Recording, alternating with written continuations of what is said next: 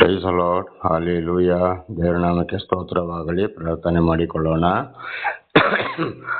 ಸರ್ವ ಸೃಷ್ಟಿಕರ್ತನಾದ ತಂದೆಯ ದೇವರೇ, ಮಗನ ದೇವರೇ, ಪರಿಶುದ್ಧಾತ್ಮನೇ, ನಿಮ್ಮ ನಾಮಕ್ಕೆ ಸ್ತೋತ್ರ ಸ್ವಾಮಿ. ಈ ದಿವಸವು, ಈ ಸಮಯವು ಕೂಡ ನಿಮ್ಮಿಂದ ನೇಮಕವಾದಂತಹ ದಿವಸ, ಸಮಯವಾಗಿದೆ. ಅದಕ್ಕಾಗಿ ನಿಮಗೆ ಸ್ತೋತ್ರ. ಈ ದಿವಸದ ಸಂದೇಶದ ಭಾಗವನ್ನು ಕೂಡ ಹೇರಳವಾಗಿ ಆಶೀರ್ವದಿಸಿರಿ. ನಿಮ್ಮ ಪ್ರೀತಿ ಸಹಾಯ ಇಲ್ಲದೆ ಏನು ಮಾಡಲು, ಏನು ನಡೆಯಲು ಸಾಧ್ಯವಿಲ್ಲ. ನಿಮ್ಮೆಲ್ಲ ಉಪಕಾರಗಳಿಗಾಗಿ ಕೃತಜ್ಞತಾ ವಂದನೆಗಳು. ಯೇಸುವಿನ ನಾಮದಲ್ಲಿ ಪ್ರಾರ್ಥಿಸಿದ್ದೇನೆ, ನಮ್ಮ ತಂದೆಯೇ, ಆಮೇನ್. ಇದನ್ನು ಕೇಳುತ್ತಿರುವ ನನ್ನ ಸಹೋದರ ಸಹೋದರಿ, ನಿಮಗೂ ನನ್ನ ಹೃದಯಪೂರ್ವಕವಾದಂತಹ ನಮಸ್ಕಾರಗಳು. ಈ ದಿವಸ ವಾರದ ಮೊದಲನೆಯ ದಿವಸ, ಭಾನುವಾರ ದಿವಸವಾಗಿದೆ. ದೇವರು ನಿಮ್ಮನ್ನು, ನಿಮ್ಮ ಮಕ್ಕಳನ್ನು ಎಲ್ಲ ರೀತಿಯಲ್ಲಿಯೂ ಕೂಡ ಹೇರಳವಾಗಿ ಆಶೀರ್ವದಿಸಲಿ. ಈ ದಿವಸದ ಸಂದೇಶದ ಭಾಗವು ಎಜ್ರನು 7ನೇ ಅಧ್ಯಾಯ 25ರಿಂದ. ಎಜ್ರನು 7ನೇ ಅಧ್ಯಾಯ 25ರಿಂದ. ದೇವನಾಮಕ್ಕೆ ಸ್ತೋತ್ರವಾಗಲಿ. ವಚನದ ಕಡೆಗೆ ಹೋಗೋಣ. ಎಜ್ರನು 7:25. ಎಜ್ರನೇ, ನಿನ್ನ ಕೈಯಲ್ಲಿರುವ ನಿನ್ನ ದೇವರ ಜ್ಞಾನೋಪದೇಶವೇ ಗ್ರಂಥಕ್ಕೆ ಅನುಸಾರವಾಗಿ ನ್ಯಾಯಾಧೀಶರನ್ನು, ಪಂಚಾಯಿತಿಯರನ್ನು ನೇಮಿಸು ಅಂತ ದೇವರ ನಾಮಕ್ಕೆ ಸ್ತೋತ್ರವಾಗಲಿ. ಎಜ್ರನಿಗೂ ಕೂಡ ಅರಸನು ಹೇಳ್ತಾ ಇದ್ದಾನೆ, ನಿನ್ನ ಜ್ಞಾನೋಪದೇಶ ಗ್ರಂಥಕ್ಕೆ ಅನುಸಾರವಾಗಿ ನ್ಯಾಯಾಧೀಶರನ್ನು, ಪಂಚಾಯಿತಿಯರನ್ನು ನೇಮಿಸು ಅಂತ. ಇದು ಹಿಂದೆ ಧರ್ಮೋಪದೇಶ ಕಾಂಡದಲ್ಲಿ ಕೂಡ ನಾವು ಇದನ್ನು ತಿಳಿದುಕೊಂಡಿದ್ದೇವೆ. ಪಂಚಾಯಿತಿ, ಗ್ರಾಮ ಪಂಚಾಯಿತಿಯಿಂದ ಸುಪ್ರೀಂ ಕೋರ್ಟ್ವರೆಗೂ, ರಾಷ್ಟ್ರಪತಿವರೆಗೂ ಎಲ್ಲವೂ ದೇವರ ವಿಚಾರದಲ್ಲೇ ಆಯ್ಕೆಯಾಗುವಂಥದ್ದು.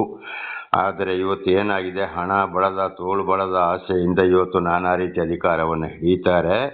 ಆದರೆ ಒಬ್ಬರಿಗೆ ಏನೇ ಒಂದು, ಇವತ್ತು ಉದಾಹರಣೆಗೆ ಒಂದು ಮತದಾನ ನಡೆಯುವಾಗ ಬಟ್ಟೆ, ದುಡ್ಡು, ಇದು ಆಮೇಲೆ ಇನ್ನು ಏನೇನೋ ಆಮಿಷಗಳು, ಮಾಂಸಗಳನ್ನು, ಮದ್ಯಪಾನ ಇಂಥದನ್ನೆಲ್ಲ ಕೊಟ್ಟು ಇವತ್ತು ಓಟು ತಗೊಂಡು ಗೆಲ್ತಾರೆ. ಆದರೆ ಅದು ದೇವರಿಂದ ನೇಮಕವಾದುದಲ್ಲ. ಏನು ಕೊಡದೆ ನಾನು ಇವತ್ತು ಗ್ರಾಮವನ್ನು, ತಾಲೂಕನ್ನು, ಜಿಲ್ಲೆಯನ್ನು, ರಾಜ್ಯವನ್ನು, ದೇಶವನ್ನು ಅಭಿವೃದ್ಧಿ ಮಾಡ್ತೇನೆ ಅಂತ ಹೇಳಿ ಮತವನ್ನು ಕೇಳಿ ಏನು ಆಮಿಷ ಒಡ್ಡದೆ, ಮುಂದಿನ ಆಮಿಷ ಕೂಡ ಒಡ್ಡದೆ, ನಾವು ಆ ಫ್ರೀ ಈ ಫ್ರೀ ಕೊಡ್ತೀವಿ ಅಂತ ಹೇಳದೆ, ನನಗೆ ನೀವು ಮತ ಹಾಕಿ ನಾನು ಈ ರೀತಿ ಅಭಿವೃದ್ಧಿ ಮಾಡ್ತೇನೆ ಅಂತೇಳಿ ಕೇಳಿ ಯಾರು ಜಯಗಳಿಸ್ತಾರೋ ಅವರೇ ನಿಜವಾಗಿಯೂ ದೇವರಿಂದ ಆಯ್ಕೆಯಾಗುವಂಥ ಅಭ್ಯರ್ಥಿಗಳಾಗಿದ್ದಾರೆ. ದೇವರ ನಾಮಕ್ಕೆ ಸ್ತೋತ್ರ. ಹಾಗೆ ಇಲ್ಲಿ ಕೂಡ ನೋಡುವಾಗ ಪ್ರತಿಯೊಂದು ಏನು ಹೇಳ್ತದೆ, ದೇವರ ಧರ್ಮೋಪದೇಶ ಗ್ರಂಥದಲ್ಲಿ ಇದೆ. ಯಾವ ರೀತಿ ನ್ಯಾಯಾಧೀಶರನ್ನು ಆರಿಸಿಕೊಳ್ಬೇಕು, ಯಾವ ರೀತಿ ಪಂಚಾಯಿತಿಯರನ್ನು ನೇಮಿಸಬೇಕು ಅಂತೇಳಿ. ಅದಕ್ಕೆ ಅರಸನ ಎಜ್ರನಿಗೆ ಹೇಳ್ತಾನೆ, ನೀನು ಇಂಥ ದೇವರ ವಾಕ್ಯದಲ್ಲಿ ಯಾವ ರೀತಿ ಇದೆಯೋ ಅಂಥವ್ರನ್ನ ಮಾತ್ರ, ಅಂದರೆ ಯಾವುದೇ ಕಾರಣಕ್ಕೂ ಲಂಚ ತೆಗೆದುಕೊಳ್ಳದೆ, ಮುಖದಾಕ್ಷಿಣ್ಯ ನೋಡದೆ, ಜಾತಿ ಮತ ಭೇದ ನೋಡದೆ, ಮೇಲು ಕೀಳು ನೋಡದೆ, ಹಣವಂತರು ಬಡವರು ನಿರ್ಗತಿಗರು ಎಂಬುದು ನೋಡದೆ, ಎಲ್ಲರಿಗೂ ಒಂದೇ ರೀತಿ, ಅವರು ಎಂತಹ ಕಡುಬಡವರು ನಿರ್ಗತಿಗರು ಆದರೂ ಕೂಡ ಸರಿಯಾದ ನ್ಯಾಯವನ್ನು ತೀರಿಸುವವರನ್ನು ಮಾತ್ರ ನೀವು ಆರಿಸಿಕೊಳ್ಳಿ ಅಂತೇಳಿದರೆ ನಮಗೆ ಸ್ತೋತ್ರವಾಗಲಿ. ಆದರೆ ಇವತ್ತು ಆ ಮಟ್ಟಕ್ಕೆ ಇಲ್ಲ, ಎಲ್ಲೋ ಒಬ್ಬೊಬ್ಬರಿದ್ದಾರೆ, ಅಂಥವ್ರನ್ನ ಮಾತ್ರ ಆಶೀರ್ವದಿಸು ಅಂತ ಹೇಳ್ತಾ ಇದ್ದಾರೆ. ದೇವರ ನಾಮಕ್ಕೆ ಸ್ತೋತ್ರವಾಗಲಿ. ಹಾಗೆ ಮುಂದೆ, ಅವರು ಹೊಳೆಯಾಚೆ ಇಸ್ರೇಲರಲ್ಲಿ ನಿನ್ನ ದೇವರ ಧರ್ಮವನ್ನು ಅರಿತು ಇರುವವರೆಲ್ಲವರ ವ್ಯಾಜ್ಯಗಳನ್ನು ತೀರಿಸಲಿ. ಅರಿಯದವರಿಗೆ ನೀವು ಅದನ್ನು ಕಳಿಸಬೇಕು. ನೋಡಿ, ರಾಜ್ಯದ ಕಾನೂನು ನ್ಯಾಯ ಗೊತ್ತಿಲ್ಲದವರಿಗೆ ಆಯ್ಕೆಯಾದಂಥ ಅಧಿಕಾರಿಗಳು ಕಳಿಸ್ಬೇಕು. ನ್ಯಾಯ ರೀತಿಯಾಗಿಯೇ ತೀರಿಸಬೇಕು. ಎಲ್ರಿಗೂ ಕಾನೂನನ್ನು ಕಳಿಸ್ಬೇಕು ಅಂತೇಳಿ. ಆದರೆ ಇವತ್ತು ಎಲ್ಲಿದೆ? ಇವತ್ತಿನ ರಾಜಕಾರಣಿಗಳು, ಈ ಪಂಚಾಯತಿಯವರು, ಅಧಿಕಾರಿಗಳು ಏನು ಮಾಡ್ತಾ ಇದ್ದಾರೆ? ಕೆಲವು ಎಲ್ಲೋ ಒಂದು ಬೆರಳೆಣಿಕೆಯಷ್ಟು ಮಂದಿ ಕೂಡ ಇಲ್ಲ. ಏನೋ ಎಷ್ಟೋ ಸಾವಿರಕ್ಕೆ ಒಬ್ಬರು ಅಂಥವ್ರು ಇರ್ಬೋದಷ್ಟೇ. ಆದರೆ ನನಗೆ ಗೊತ್ತಿದ್ದಾಗೆ ಒಂದೇ ಒಂದು ಪೊಲೀಸ್ ಅಧಿಕಾರಿ ₹1 ಲಂಚವನ್ನು ಮುಟ್ಟದೆ ಸ್ವಂತ ಜಾತಿ ಬಂಧುಗಳಲ್ಲಿ ಒಬ್ಬರು ಅವರ ಮಗ ಒಂದು ತಪ್ಪು ಮಾಡಿದ್ದಕ್ಕಾಗಿ ಲಂಚ ತಗೊಂಡು ಹೋದಾಗ ಲಂಚವನ್ನು ತಲೆಯ ಮೇಲೆ ಹೊರಿಸಿ ಸ್ಟೇಷನ್ಗೆ 3 ರೌಂಡ್ ಬರೆಸಿದ್ರು. ನಮಗೆ ಸ್ತೋತ್ರವಾಗಲಿ. ನೋಡಿ, ಇಂಥ ಅಧಿಕಾರಿ ಒಬ್ಬರನ್ನ ಪೊಲೀಸರಲ್ಲಿ ನಾನು ಕಂಡಿದ್ದೇನೆ, ಇನ್ನು ಯಾರಲ್ಲಿಯೂ ನಾನು ಕಾಣಲಿಲ್ಲ. ರಾಜಕಾರಣಿಗಳಲ್ಲಿ ಒಬ್ಬರು ಇದ್ರು. ಅವರು ಇವತ್ತು ಈಗ ಇದ್ದಾರಾ ಇಲ್ವೋ ಅಂತ ಗೊತ್ತಿಲ್ಲ. ಅವರು ರಾಜಕಾರಣಿ ಆಗಿದ್ದಾಗ, ಕಾನೂನು ಮಂತ್ರಿ ಆಗಿದ್ದಾಗ ಅವರು ₹1 ಲಂಚ ತೆಗೆದೆ, 1 ಸೆನ್ಸು ಜಾಗ ಮಾಡದೆ ಅವರ ಅಪ್ಪನ ಕಾಲದಲ್ಲಿ ಇದ್ದಂತ 20 ಎಕರೆ ಕಾಫಿ ತೋಟ ಅದರಲ್ಲೇ ಇದ್ರು. ಹಾಗೆ ಆ ರಾಜಕಾರಣಿಗಳಲ್ಲಿ ಅದು ಒಂದು ಮಂತ್ರಿಯನ್ನ ನಾವು ಇವತ್ತು ಕಾಣ್ತಾ ಇದ್ದೇವೆ. ದೇವರ ನಾಮಕ್ಕೆ ಸ್ತೋತ್ರವಾಗಲಿ, ಹಲ್ಲೆಲೂಯಾ. ಹಾಗೆ ಇವತ್ತು ಇವರು ನಜೀರ್ ಸಾಬ್ ಎಂಬುವರೊಬ್ರು ಇದ್ರು. ಸಣ್ಣ ನೀರಾವರಿ, ಬೋರ್ವೆಲ್ ನೀರಾವರಿ, ಹನಿ ನೀರಾವರಿ ತಂದವರೇ ಅವರು. ಇವತ್ತು ಇಡೀ ಕರ್ನಾಟಕ ರಾಜ್ಯಕ್ಕೆ ನೋಡಿ, ಹಾಗೆ ಎಲ್ಲೋ ಒಬ್ಬೊಬ್ಬರು ಒಳ್ಳೆ ರಾಜಕಾರಣಿಗಳು ಇದ್ದಾರೆ. ದೇವರ ನಾಮಕ್ಕೆ ಸ್ತೋತ್ರವಾಗಲಿ, ಹಲ್ಲೆಲೂಯಾ. ಹಾಗೆ ಅಂಥವ್ರನ್ನ ಮಾತ್ರ ಆರಿಸಿಕೊಳ್ಳಬೇಕು, ಅಂಥವ್ರು ಸರಿಯಾಗಿ ನ್ಯಾಯ ತೀರಿಸಬೇಕು, ನ್ಯಾಯ ಗೊತ್ತಿಲ್ಲದವರಿಗೆ ನ್ಯಾಯವನ್ನು ಕಳಿಸಿಕೊಡಬೇಕು. ಆದರೆ ಇವತ್ತಿನವರು ಏನು ಮಾಡ್ತಾ ಇದ್ದಾರೆ, ಆಗ ಇವರು ದೇವರಿಂದ ಆಯ್ಕೆಗೊಳ್ಳಲಿಲ್ಲ, ದೇವರ ವಾಕ್ಯಾನುಸಾರವಾಗಿ ಇಲ್ಲ. ಪ್ರಮಾಣ ಮಾಡುವುದು ಏನಾಗಿದೆ, ದೇವರ ಹೆಸರಿನಲ್ಲಿ ನಾನು ಪ್ರಮಾಣ ಮಾಡುತ್ತೇನೆ, ನ್ಯಾಯಬದ್ಧವಾಗಿ ನಡ್ಕೊಳ್ತೇನೆ ಅಂತ. ಆಮೇಲೆ ಮಾಡುವಂಥದ್ದು ಏನು, ಯಾವ ಕಾರ್ಯವನ್ನು ಮಾಡ್ತಾ ಇದ್ದಾರೆ. ಆದರೆ ದೇವರು ಪ್ರತಿಯೊಂದನ್ನು ಕಣ್ಣು ಬಿಟ್ಟು ನೋಡುವವನಾಗಿದ್ದಾನೆ, ನ್ಯಾಯ ತೀರ್ಪು ಕೊಡ್ತಲೇ ಇದ್ದಾನೆ, ಕೊಡುವವನು ಆಗಿದ್ದಾನೆ. ದೇವರು ಸುಮ್ಮನೆ ಕೂರುವವನೇ ಅಲ್ಲ. ದೇವರ ಹೆಸರಿನಲ್ಲಿ ಪ್ರಮಾಣ. 10 ದಶಾಜ್ಞೆಗಳಲ್ಲಿ ಒಂದು ದಶಾಜ್ಞೆ ನಮಗೆ ತಿಳಿಸ್ತದೆ, ಸುಳ್ಳು ಸಾಕ್ಷಿ ಹೇಳಬೇಡ ಅಂತ. ಇದು ಯಾಜಕಾಕಾಂಡದಲ್ಲಿ ಕೂಡ ಇದೆ, ಪ್ರಕಟಣೆ ಗ್ರಂಥ 21:8 ಕೂಡ ಇದೆ. ಎಲ್ಲ ಸುಳ್ಳುಗಾರರು ಹೋಗಿ ದಗದಗ ಅಂತ ಉರಿಯುವ ಬೆಂಕಿಯ ಕೆಂಡಕ್ಕೆ ಬೀಳುವರು. ಅನ್ಯಾಯವಾಗಿ ಇವತ್ತು ರಾಜಕಾರಣಿಗಳು, ಅಧಿಕಾರಿಗಳು ರಾಜ್ಯ ಭಾರವನ್ನ, ದೇಶ ಭಾರವನ್ನ ಇವತ್ತು ನಡೆಸುವಾಗ ಬೇಕಾದ ಕೋಟಿ ಸಂಪಾದನೆ ಮಾಡಬಹುದು. ಆದ್ರೆ ಆ ದೇವರೊಂದು ಮಾತನ್ನ ಹೇಳಿದರೆ, ನೀ ಲೋಕ ಇಡೀ ಸಂಪಾದನೆ ಮಾಡು, ನಿನ್ನ ಆತ್ಮ ಹೋಗಿ ನರಕದಲ್ಲಿ ಗದಗದಗದಂತ ಉರಿಯುವ ಬೆಂಕಿಯಲ್ಲಿ ಬೇಯ್ತದೆ. ಆ ದಿವಸ ನೀನು ಏನ್ ಮಾಡ್ತೀಯ, ಯಾರಿಂದಲೂ ತಪ್ಪಿಸ್ಲಿಕ್ಕೆ ಸಾಧ್ಯವಿಲ್ಲ. ಅಲ್ಲಿ ಯಾವುದೇ ಲಂಚ ನಡೆಯೋದಿಲ್ಲ, ಯಾವ ಲಾಯರ್ ಕೂಡ ವಾದ ಮಾಡಕ್ಕೆ ಇಲ್ಲ. ಅಲ್ಲಿ ಸರಿಯಾದ ಇಡೀ ಪ್ರಪಂಚಕ್ಕೆ ನ್ಯಾಯ ತೀರ್ಪು ಕೊಡುವಂತ ಒಬ್ಬರೇ ಒಬ್ಬರು ಜಡ್ಜ್, ಅವರೇ ಸರ್ವ ಸೃಷ್ಟಿಕರ್ತನಾದ ದೇವರಾಗಿದ್ದಾರೆ. ದೇವರ ಯಾರಿಗೂ ತಪ್ಪಿಸಿಕೊಳ್ಳಲು ಸಾಧ್ಯವೇ ಇಲ್ಲ. ಅಲ್ಲಿ ಕನಿಷ್ಠನು ಉತ್ತಮನಾಗ್ತಾನೆ, ಉತ್ತಮನು ಕನಿಷ್ಠನಾಗ್ತಾನೆ. ಇದನ್ನೇ ಹೊಸ ಒಡಂಬಡಿಕೆಯಲ್ಲಿ ಯೇಸು ಸ್ವಾಮಿ ಕೂಡ ಹೇಳಿದ್ದು, ಮೊದಲನೆಯವರು ಕಡೆಯವರಾಗುವರು, ಕಡೆಯವರು ಮೊದಲಿಗನಾಗುವರು ಅಂತ ಹೇಳಿ. ದೇವರ ನಾಮಕ್ಕೆ ಸ್ತೋತ್ರ. ಮಹಾಭಾರತದಲ್ಲಿ ಶ್ರೀಕೃಷ್ಣ ಪರಮಾತ್ಮನು ಕೂಡ ಇದನ್ನೇ ಹೇಳಿದ್ದಾರೆ. ಆದ್ದರಿಂದ ಬಹಳ ಹೆಚ್ಚ. 26ನೇ ವಚನ, ನಿನ್ನ ದೇವರ ಧರ್ಮವನ್ನು ರಾಜಾಜ್ಞೆಯನ್ನು ಕೈಗೊಳ್ಳದವರಿಗೆಲ್ಲ ಮರಣದಂಡನೆ, ಗಡೀಪಾರು ಮಾಡುವುದು, ದಂಡ ತೆರಿಸುವುದು, ಬೇಡಿ ಹಾಕುವುದು, ಈ ವಿಧವಾದ ಶಿಕ್ಷೆಯನ್ನು ತಪ್ಪದೆ ವಿಧಿಸಬೇಕೆಂಬುದೇ. ನೋಡಿಲಿ, ಇದನ್ನೇ ಹೇಳಿದ್ದು. ಇದು ಈ ರೀತಿ ಬರೆಯಲ್ಪಟ್ಟಿದೆ ನನಗೆ ಗೊತ್ತಿಲ್ಲ, ನನ್ನ ಬಾಯಲ್ಲಿ ಅದು ಬಂದು ಹೋಯಿತು, ದೇವರೇ ನಡೆಸಿರ್ಬೋದು. ಹಾಗೆ ನೋಡಿ 25 ಈ ವಚನದಲ್ಲಿ ಅದುವೇ ಇದೆ. ನಿನ್ನ ದೇವರ ಧರ್ಮವನ್ನು ರಾಜಾಜ್ಞೆಯನ್ನು ಕೈಗೊಳ್ಳೋದಿಲ್ಲ, ಮರಣದಂಡನೆ. ನೋಡಿ, ದೇವರ ದರ್ಶನವಾಗಿ ದೇವರ ವಾಕ್ಯಗಳನ್ನು ತಿಳಿಸಿದ ಮೇಲೆ, ತಿಳ್ಕೊಂಡ ಮೇಲೆ ಮತ್ತು ಸರಿಯಾಗಿ ನಡೆದು ಹೋದರೆ ಒಂದು ವೇಳೆ ಅವರಿಗೆ ಮರಣದಂಡನೆ. ನೋಡಿ, ನಾನಾ ಥರದ ಇವತ್ತು ಅನೇಕರನ್ನು ಗಲ್ಲಿಗೆ ಇರಿಸುವಂಥದ್ದು ಕೂಡ ಇದೆ. ಇದು ಮುಸ್ಲಿಮ್ಸ್ ರಾಷ್ಟ್ರಗಳಲ್ಲಿ ಅಂತೂ ಅವರು ಮಿತಿ ಮೀರಿ ಹೋಯಿತು ಅಂದರೆ ಮರಣದಂಡನೆ. ಆದರೆ ನಮ್ಮ ಭಾರತ ದೇಶದಲ್ಲಿ ಕಳ್ಳರಿಗೆ ಬೇಕಾದಂಥ ಮೋಸ, ದಗಾವಗಾರಿಗೆ ಬೇಕಾದಂಥ ಕಾನೂನನ್ನು ತಂದಿಟ್ಟುಕೊಂಡಿದ್ದಾರೆ. ಆದರೆ ಬಹಳವನ್ನು ಜಯಿಸ್ತಾರೆ. ಆದರೆ ನಿಜವಾಗಲೂ ದೇವರ ವಾಕ್ಯ ಹೇಳ್ತದೆ, ಯಾರು ಕೈಗೊಳ್ಳೋದಿಲ್ವೋ ಅವರಿಗೆ ಮರಣದಂಡನೆ ಆಗಬೇಕು. ಆಮೇಲೆ ಗಡೀಪಾರು, ಮತ್ತು ಅದಕ್ಕಿಂತ ಒಂದು ಸಣ್ಣ ಶಿಕ್ಷೆ ಅಂದರೆ ಗಡೀಪಾರು, ದೇಶವನ್ನೇ ಬಿಟ್ಟು. ಅದುವೇ ಇವತ್ತು ಅಂಡಮಾನ್ ನಿಕೋಬಾರ್, ನಮ್ಮ ಭಾರತ ದೇಶದಲ್ಲಿ ರೌಂಡ್ ಸಮುದ್ರವಿದೆ, ಮಧ್ಯದಲ್ಲಿ ಅದೊಂದು ದ್ವೀಪ. ಅಲ್ಲಿಗೆ ತಗೊಂಡೋಗಿ ಹಡಗಿನಲ್ಲಿ, ಹೆಲಿಕಾಪ್ಟರ್ನಲ್ಲಿ ಬಿಟ್ಟ ಮೇಲೆ ವಾಪಸ್ ಬರುವಾಗಿಲ್ಲ. ದೇಶದಿಂದ ದೇವರನ್ನು ಗಡೀಪಾರು ಮಾಡುವಂಥದ್ದು. ಆಮೇಲೆ ದಂಡ ತೆರಿ, ಅದಕ್ಕಿಂತಲೂ ಸಣ್ಣ ಶಿಕ್ಷೆ ಅಂದರೆ ನಿನಗಿಷ್ಟು, ನೀನು ಮಾಡಿದ ತಪ್ಪಿಗೆ ಆಗಿಷ್ಟು ನಿನಗೆ ದಂಡ ಅಂತ. ಅದು ಇವತ್ತು ಏನಾಗಿದೆ, ಅದು ಕೂಡ ದಂಡ ತೆರಿಸುವುದು ಕೂಡ ದೇವರ ಶಿಕ್ಷೆಯಾಗಿದೆ. ಬೇಡಿ ಹಾಕುವುದು, ಆಮೇಲೆ ತಪ್ಪು ಮಾಡಿದಾಗ ಅವರಿಗೆ ಕೈಗೆ ಬೇಡಿ ಹಾಕುವಂಥದ್ದು, ನ್ಯಾಯಾಲಯಕ್ಕೆ ಕರ್ಕೊಂಡು ಹೋಗುವಾಗಲೂ, ಅಲ್ಲಿಂದ ವಾಪಸ್ಸು ಜೈಲಿಗೆ ಕರ್ಕೊಂಡು ಬರುವಾಗಲೂ ಬೇಡಿ, ಇದು ಕೂಡ ದೊಡ್ಡ ಶಿಕ್ಷೆ. ಇದೆಲ್ಲ ದೇವರ ಒಂದು ತೀರ್ಪಾಗಿದೆ. ಈ ವಿಧವಾದ ಶಿಕ್ಷೆಯನ್ನು ತಪ್ಪದೆ ವಿಧಿಸಬೇಕು ಎಂಬುದೇ ದೇವರ ಆಜ್ಞೆ ಕೂಡ. ತಪ್ಪಾದವರಿಗೆ ಶಿಕ್ಷೆ ವಿಧಿಸಿದಾಗ. ಆದರೆ ಇವತ್ತೇನಾಗಿದೆ, ನಮ್ಮ ಭಾರತ ದೇಶದಲ್ಲಿ ಅದಕ್ಕೆ ಸರಿಯಾದ ಲಾಯರ್ಗಳು, ಅದಕ್ಕೆ ಸರಿಯಾದ ಕಾನೂನು, ಅಂದರೆ ಕಳ್ಳರಿಗೆ ತಪ್ಪಿಸಿಕೊಳ್ಳಕ್ಕೆ ಬೇಕಾದಂಥ ಕಾನೂನನ್ನು ಇವತ್ತು ಕೂಡ ಈ ರಾಜಕಾರಣಿಗಳು ಏನು ಮಾಡ್ತಾ ಇದ್ದಾರೆ, ತರ್ತಾ ಇದ್ದಾರೆ. ಸರಿಯಾದ ಶಿಕ್ಷೆಯ ಕಾನೂನನ್ನು ತರ್ತಾ ಇಲ್ಲ. ಅದಕ್ಕೆ ಸರಿಯಾಗಿ ಲಾಯರ್ಗಳಿಗೆ ಒಂದೊಂದು ಪಾಯಿಂಟ್ ಕೂಡ ಕೊಟ್ಟಿದ್ದಾರೆ. ಕಳ್ಳರನ್ನ ತಪ್ಪಿಸಿಕೊಳ್ಳುವುದಕ್ಕೋಸ್ಕರ ಇವತ್ತೇನು ಮಾಡ್ತಾನೆ, ತಪ್ಪು ಮಾಡದವನಿಗೆ ಶಿಕ್ಷೆ, ಮಾಡಿದವನು ಕೂಡ ಅವನು ಜಾಮೀನು ತಗೊಂಡು ಕೇಸರಿಗೊಳಸೆ ಮಾಡಿಕೊಂಡು ಲಾಯರ್ಗಳಿಗೆ ಲಂಚ ಕೊಟ್ಟುಕೊಂಡು ಜಡ್ಜಿಗಳಿಗೆ ಲಂಚ ಕೊಟ್ಟುಕೊಂಡು ಆರಾಮಾಗಿ ತಿರುಗಾಡ್ತಾ ಇದ್ದಾರೆ. ಇದು ಆಗಿದೆ ಇವತ್ತಿನ ರಾಜಕೀಯ.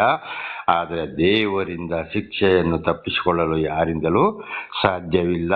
ಇದುವೇ ಅರಸನು ಎಜ್ರನಿಗೆ ತಿಳಿಸಂಥದ್ದು. ದೇವರ ನಾಮಕ್ಕೆ ಸ್ತೋತ್ರವಾಗಲಿ. ಹಲ್ಲೆಲೂಯಾ. ಹಾಗೆ ಈಗ ಎಜ್ರನು 10ನೇ ಅಧ್ಯಾಯದಿಂದ ಓದಿಕೊಳ್ಳೋಣ. 10ನೇ ಅಧ್ಯಾಯ 1ರಿಂದ. ದೇವರ ನಾಮಕ್ಕೆ ಸ್ತೋತ್ರವಾಗಲಿ. ಹಲ್ಲೆಲೂಯಾ. ಎಜ್ರನು 10ನೇ ಅಧ್ಯಾಯ 1ರಿಂದ. ನಿಷಿದ್ಧ ವಿವಾಹವು ಲೋಪವಾದದ್ದು, ಅಂದರೆ ಖಂಡಿತವಾಗಿಯೂ ಅವರವರು ಅದದೇ ಜನಾಂಗದಲ್ಲಿ ಮದುವೆಯಾಗಬೇಕು ಹೊರತು ಬೇರೆಯವರಲ್ಲಿ ಮದುವೆಯಾಗಬಾರದು ಅಂತ ಇದರ ಅರ್ಥ. ಅದನ್ನು ನಾವು ತಿಳಿದುಕೊಳ್ಳೋಣ. ಎಜ್ರನು ದೇವಾಲಯದ ಮುಂದೆ ಅಡ್ಡಬಿದ್ದು ಅಳುತ್ತಾ ವಿಜ್ಞಾಪನೆಯನ್ನು ಪಾಪ ನಿವೇದನೆಯನ್ನು ಮಾಡುತ್ತಿರುವಷ್ಟರಲ್ಲಿ ಇಸ್ರಾಯೇಲರ ಗಂಡಸರು ಹೆಂಗಸರು ಮಕ್ಕಳು ಮಹಾ ಸಮೂಹನು ಅವನ ಬಳಿಗೆ ಬಂದು ಕೂಡಿದರು. ಅಲ್ಲಿನ ಜನರು ಬಹಳವಾಗಿ ಅಳುತ್ತಿದ್ದರು. ದೇವರ ನಾಮಕ್ಕೆ ಸ್ತೋತ್ರವಾಗಲಿ. ಹಲ್ಲೆಲೂಯಾ. ಎಜ್ರನು ದೇವಾಲಯದ ಮುಂದೆ ಅಡ್ಡಬಿದ್ದು ಅಳುತ್ತಾ ವಿಜ್ಞಾಪನೆಯನ್ನು ಪಾಪ ನಿವೇದನೆಯನ್ನು ಮಾಡುತ್ತಿರುವಲ್ಲಿ, ನೋಡಿ ದೇವರ ನಾಮಕ್ಕೆ ಸ್ತೋತ್ರ. ಎಜ್ರನು ಏನು ಮಾಡ್ದ? ದೇವರ ವಾಕ್ಯವನ್ನು ಕೇಳುವಾಗ ಸರಿಯಾಗಿ ಅವನು ಕೂಡ ಅಳುತ್ತಾ ಮಾಡ್ತಾ ಪಾಪಗಳಿಗಾಗಿ ಪಶ್ಚಾತ್ತಾಪ ಪಡ್ತಾ ಇದ್ದ. ದೇವರೇ, ನಾನಿಂತ ತಪ್ಪು ಮಾಡಿದ್ದೇನೆಪ್ಪ, ನನ್ನನ್ನು ನೀನು ಕ್ಷಮಿಸು ಎಂಬುದಾಗಿ. ಹಾಗೆ ಇತರರಿಗೂ ಕೂಡ ಏನು ಮಾಡ್ದ? ಎಜ್ರನನು ಇಸ್ರಾಯೇಲರಿಗೂ ತನ್ನ ಜನಗಳಿಗೆ ಕೂಡ, ತನ್ನೊಂದಿಗಿದ್ದ ಜನಗಳಿಗೆ ಅವರಿಗೂ ಕೂಡ ಏನು ಮಾಡ್ತಾ ಅಳುತ್ತಾ ಪ್ರಾರ್ಥಿಸ್ತಿದ್ದ ಪಾಪಗಳಿಗಾಗಿ. ಹಾಗೆ ನನ್ನ ಸಹೋದರ ಸಹೋದರಿಯರೇ, ಇವತ್ತು ದೇವರು ನಮ್ಮನ್ನು ಆರಿಸಿಕೊಂಡು ನಮಗೆ ಒಂದಿಷ್ಟು ಜನ ಒಂದಿಷ್ಟು ಮನೆ ಅಂತ ಕೊಡ್ಬೋದು. 1 ಇರ್ಬೋದು, 2 ಇರ್ಬೋದು, 10 ಇರ್ಬೋದು, 50 ಇರ್ಬೋದು, 100 ಇರ್ಬೋದು.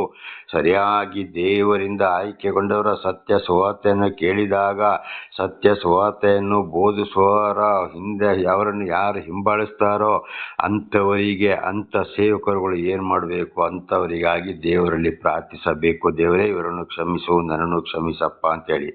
ಹಾಗೆ ಎಜ್ರನು ಪ್ರಾರ್ಥಿಸ್ತಾ ಇದ್ದಾಗ ಏನು ಮಾಡ್ತಾ ಇದ್ರು? ಅಲ್ಲಿ ಆ ಗಂಡಸರು ಹೆಂಗಸರು ಮಕ್ಕಳು ಎಲ್ಲ ಅಲ್ಲಿ ಸೇರಿ ಬಂದು ಬಹಳವಾಗಿ ಅಳ್ತಾ ಇದ್ರು.